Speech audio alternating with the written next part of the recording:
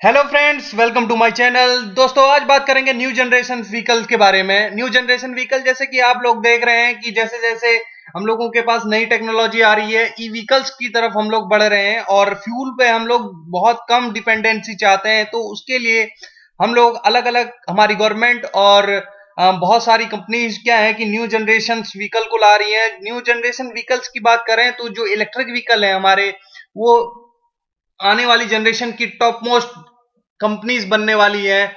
और अभी जैसा कि आप लोगों को देखने को भी मिल रहा है कि जो अभी टेस्ला है, टेस्ला नंबर 1 कंपनी बन गई थी बीच में, अभी दूसरे पे नंबर पर आ गई है। तो वो अपने ऑटोमोबाइल जो उसका फील्ड था उसमें इलेक्ट्रिक व्हीकल लाई थी, जो उसके थ्रू वो नंबर 1 कंपनी बन गई। उसी तरह हमारी जो टाटा कंपनी है उसने भी अपना नेक्सॉन ईवी निकाला हुआ है। तो अलग अलग कंपनीज अब अपने इलेक्ट्रिक व्हीकल्स को लॉन्च कर रही है। तो इलेक्ट्रिकल का जो फील्ड है उसमें बहुत ज्यादा ग्रो होने वाला है। और आप लोगों को ये जान के खुशी होगी कि जो ऑटोमोबाइल सेक्टर में जो इलेक्ट्रिकल का जो फील्ड था वो पहले लिमिटेड था, लेकिन वो अब बढ़ने वाला है। लगभग 60 to 70% हम लोगों का उस पर काम रहेगा। तो उसके अकॉर्डिंग अगर हम देखें तो इलेक्ट्रिक व्हीकल का बहुत ज्यादा आगे हम लोगों का यूज में आने वाला है। तो बेसिक जो आज हम बात करेंगे इलेक्ट्रिक व्हीकल में, उसके बेसिक स्ट्रक्चर को समझने की बात करेंगे। क्या किस तरीके से उसके अंदर इलेक्ट्रिक सिस्टम लगा हुआ है उसके बारे में हम बात करेंगे। अभी जो हम लोगों का जो इलेक्ट्रिक व्हीकल लेटेस्ट आया है उसके ऊपर हम बात करेंगे। उसकी जो कॉन्फ़िगरेशन है, इंजन की कॉन्फ़िगरेशन, उसके जो हम लोगों का अभी जो लेटेस्ट इंजन है उसके कंट्रोलिंग की बात करेंगे, ब्रेकिंग की बात करेंगे। तो चलिए दोस्तों, शुरू करते हैं। सबसे पहले हम बात करेंगे इंजन कॉन्फ़िगरेशन की। तो इंजन कॉन्फ़िगरेशन में जो पहले हमारा ट्रेडिशनल जो हमारे इंजन रहते हैं, सीआई और आईसी इंजन, उनमें क्या रहता था, हम लोगों को फ्यूल इंजेक्ट करते थे तो स्पार्क के थ्रू या इंटरनल कंबस्टन के थ्रू हम लोगों को स्ट्रोक्स मिलते थे। Means upward stroke, downward stroke मिलता था। उसको ही हम लोग चेंज करते थे रोटरी मोशन में। रोटरी मोशन में जैसे अभी यहाँ पर देखने को मिल रहा है, यहाँ पर यहाँ पर नीचे जाएगा, ऊपर जाएगा, नीचे जाएगा, ऊपर जाएगा। तो ये इस तरीके के स्ट्रोक होते थे और इसके अंदर ये एयर लेता था, उसके बाद कंबस्टन होता था अंदर, और उसके थ्रू हम लोगों को रोटरी मोशन मिलता था। लेकिन अभी जैसे जैसे टेक्नोलॉजी बढ़ रही है, जैसे ई व्हीकल्स में हम लोग जा रहे हैं, तो उसके उसमें क्या डिफरेंस है इसके बारे में बताऊंगा। पहले मैं थोड़ा इसके बारे में बता देता हूं। जैसे अब हम लोगों को इन अपवर्ड मिल रहा है, डाउनवर्ड मिल रहा है, तो स्ट्रोक को हम चेंज करके क्या करते थे, हम ट्रांसमिशन के थ्रू उसे हम रोटरी मोशन में चेंज करते थे।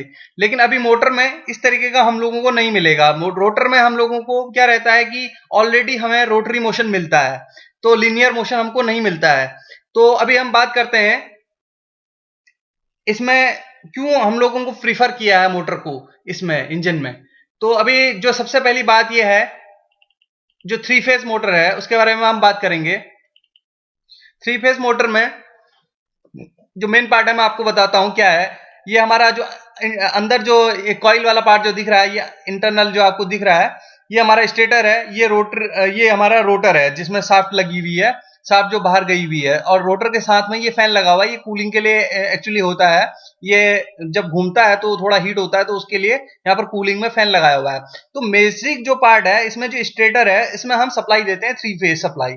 3 फेज सप्लाई देंगे तो उससे क्या होता है, हमारा एक ईएमएफ बनता है, फ्लक्स बनता है। फ्लक्स क्या होता है, चेंजिंग फ्लक्स होता है। चेंजिंग फ्लक्स होगा तो इलेक्ट्रोमैग्नेटिक फील्ड बनता है। इलेक्ट्रोमैग्नेटिक फील्ड क्या करेगा, इस रोटर को एक इलेक्ट्रोमैग्नेटिक फोर्स देगा। इलेक्ट्रोमैग्नेटिक फोर्स क्या करेगा, इस रोटर को घूमने के लिए मजबूर करेगा। तो जितना जितना हम ईएमएफ बढ़ाएंगे उतना उतना ये मोटर स्पीड में चलेगी। तो हमें इससे क्या है, एक रोटरी मोशन मिलेगा। इस तरीके से रोटरी मोशन और टॉर्क मिलेगा। तो हमारा यहाँ पर हमको रोटरी मोशन मिलेगा। लेकिन जो हमारा पुराने जो इंजन थे उसमें इस तरीके का कॉन्फ़िगरेशन नहीं था, और उसमें हम लोगों को क्या आता है कि कंबस्टन पॉल्यूशन भी रहता था। इसमें ऐसा कोई भी पॉल्यूशन वगैरह नहीं है, इसलिए इसके ओवर में हम लोग इंडक्शन मोटर लेके आए हुए हैं मोटर पे, इलेक्ट्रिक व्हीकल पे। तो अभी जो हमने देख लिया कि क्या क्या फायदे होते हैं इंजन के। बेसिकली जो इंजन और आईसी इंजन और सीआई जो इंजन होते हैं हमारे, उसमें अगर हम 3 फेज इंडक्शन मोटर लगाते हैं तो ये फायदे हमारे हैं। अब बात करते हैं इसकी जो कंट्रोलिंग है। तो कंट्रोलिंग के लिए हम क्या करते हैं, जो हमारा पुराना जो सिस्टम था उसमें अलग से हम लोग ड्राइव बॉक्स या गियर बॉक्स वगैरह यूज करते थे, जिसके थ्रू हम लोगों को स्पीड में कंट्रोल करते थे। जो हमारा इंजन घूम रहा है, लेकिन हम क्या है ड्राइव से उसको कंट्रोल करेंगे। तो ड्राइव से क्या होगा, उसमें शाफ्ट में कुछ ऐसे अलाइनमेंट होगी कि कहीं पर कम कहीं पर ज्यादा, इस तरीके से हम लोगों का क्या है ड्राइव पे हमारा बहुत ज्यादा दिक्कत ये होती थी, कभी ड्राइव में गियर फंस गए हैं या फिर कुछ टूट गया है गियर बॉक्स में, तो इस तरह की बहुत ज्यादा प्रॉब्लम्स रहती थी। लेकिन इलेक्ट्रिक व्हीकल्स में हम लोग क्या है पूरा इलेक्ट्रॉनिक्स की हेल्प से, इलेक्ट्रॉनिक्स कार्ड की हेल्प से, जो हमारे 3 फेज इंडक्शन मोटर को कंट्रोल करने वाला जो कंट्रोलर होता है उसके थ्रू हम लोग क्या करते हैं कि इलेक्ट्रिक मोटर को कंट्रोल करते हैं। तो इलेक्ट्रिक मोटर का जो कंट्रोलर होता है उसके ऊपर भी मैं अभी आपको बताता हूं किस तरीके से ये रहता है। तो ये जो है इलेक्ट्रिक व्हीकल का जो हमारा कंट्रोलर है, एक तरीके से हम लोग क्या करते हैं, जो हम लोग लिथियम आयन, जो हम लोग आजकल बैटरी यूज कर रहे हैं, लिथियम आयन बैटरी यूज कर रहे हैं दोस्तों इलेक्ट्रिक व्हीकल में, क्योंकि ये लेटेस्ट अभी टेक्नोलॉजी है। टेस्ला भी इसे यूज कर रहा है, और जो भी कार मैन्युफैक्चरर है या फिर इलेक्ट्रिक व्हीकल बसेस वगैरह जो मैन्युफैक्चर कर रहे हैं वो इसे अडेप्ट कर रहे हैं। तो उसमें देखने की बात यह है कि उसकी इफिशियंसी बहुत अच्छी है और चार्जिंग टाइम भी उसमें कम लगता है। तो उसके जो हमारे लेड एसिड बैटरीज थी उसके मुकाबले तो हम लोग लिथियम आयन बैटरीज का यूज कर रहे हैं। तो लिथियम आयन बैटरी से जो सप्लाई हमें मिल रही है वो क्या होता है कि हमारे कंट्रोलर पे जाता है, जो ये एक तरीके का इन्वर्टर हमारा है। ये जो इन्वर्टर के अंदर क्या है माइक्रो कंट्रोलर लगे रहते हैं। तो माइक्रो कंट्रोलर क्या करते हैं, इसकी जो आईजीबीटी बेस्ड रहता है, ये जो आईजीबीटी लगी रहती है, यहाँ पर मैं आपको दिखाना चाहूंगा। तो दोस्तों जो आपको ये आईजीबीटीज दिख रही है, ये जो है आईजीबीटीज लगी हुई है। तो आईजीबीटीज को गेट को ट्रिगर करके, गेट से आईजीबीटी के पावर को जो इसमें सप्लाई होती है उसके अंदर, उसको कंट्रोल करके हम लोग फ्रीक्वेंसी में चेंज लेके आते हैं। तो फ्रीक्वेंसी में जैसे ही हम लोग चेंज लेके आएंगे तो उससे क्या होगा कि फ्रीक्वेंसी अगर हमारी कम होगी तो मोटर की स्पीड भी कम होगी, क्योंकि हमारी मोटर की जो स्पीड होती है वो डिपेंड करती है फ्रीक्वेंसी पे। तो ये इंडक्शन मोटर में आपने कभी अगर इसमें स्टडी किया होगा तो उस पर ये सब चीजें डिपेंड करती हैं, किन किन चीजों पर मोटर डिपेंड करती है उसके ऊपर एक ये स्टडी है ऑलरेडी। तो अभी अगर आपको रिवर्स करना है, जो पुराना जो टेक्नोलॉजी था सीआई और आईसी इंजन में, जो अगर हम लोगों को रिवर्स करना था तो पूरे गियर बॉक्स में पूरा एक अलग सा गियर डालना पड़ता है। तो उसके एक मेन प्रॉब्लम होती है। लेकिन क्या है कि इलेक्ट्रिक व्हीकल्स में ये बहुत ही इजी हो गया है। जैसे कि हम क्या करेंगे कि 3 फेज इंडक्शन मोटर में हमको फेस को रिवर्स करना है। तो ये फेस रिवर्स हमारा जो इसके अंदर जो ड्राइव सिस्टम लगा हुआ है माइक्रो कंट्रोलर के थ्रू, तो ये क्या करेगा कि हमारे फेस को रिवर्स कर देगा। तो हमारा जो रोटरी मोशन है वो रिवर्स में हमें मिलने लगेगा।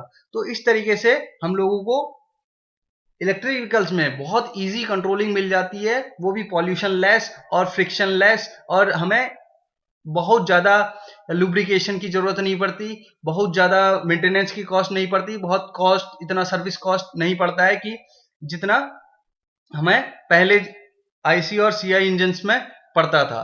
तो अब बात करते हैं, अलग से आपने भी सुना होगा कि बहुत सारी गाड़ियां हमारी क्या है ब्रेकिंग के बारे में बात करती हैं, रीजनरेटिव ब्रेकिंग के बारे में बात करती है, उसके ऊपर भी हम बात करेंगे।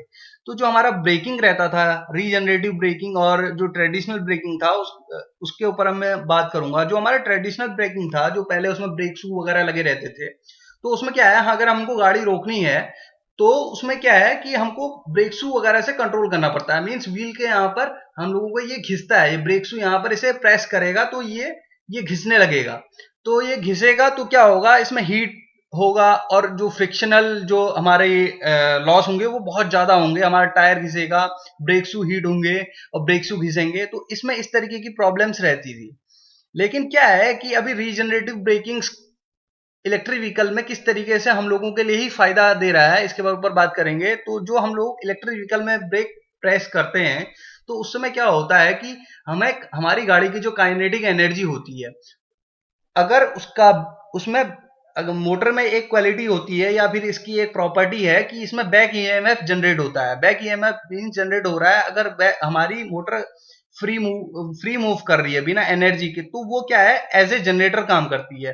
तो क्या है कि जैसे कि हम ब्रेक दबाते हैं तो ये जो काइनेटिक एनर्जी है टायर से जो हमें काइनेटिक एनर्जी मिल रही है, तो वो क्या करेगी, काइनेटिक एनर्जी हमारी जनरेटिंग इलेक्ट्रिक एनर्जी में चेंज होगी। जो इलेक्ट्रिक एनर्जी जो हमारी इसके अंदर जो बैटरी लगी हुई है, इसके अंदर जो प्लस माइनस जो टर्मिनल लगे होंगे, वो क्या है कि कार्ड के थ्रू हमारी बैटरी में स्टोर हो जाएगी वो जो पावर है, और वो पावर को हम लोग आगे अपनी गाड़ी के लिए यूज कर सकते हैं। तो इसका मतलब ये हुआ कि जो इसका हम लोगों ने ब्रेकिंग में जो पहले हमारी पावर लॉस हो रही थी, हीट लॉस हो रही थी, तो उसको हमने यूज करते हुए अपनी ही यूज पे ले लिया है। इस तरीके की ब्रेकिंग को हम लोग रीजनरेटिव ब्रेकिंग कहते हैं। दोस्तों, ये हमारा आगे जो आने वाली गाड़ियों का है, ये फ्यूचर है एक तरीके से। तो ये एक बेसिक कॉन्सेप्ट था।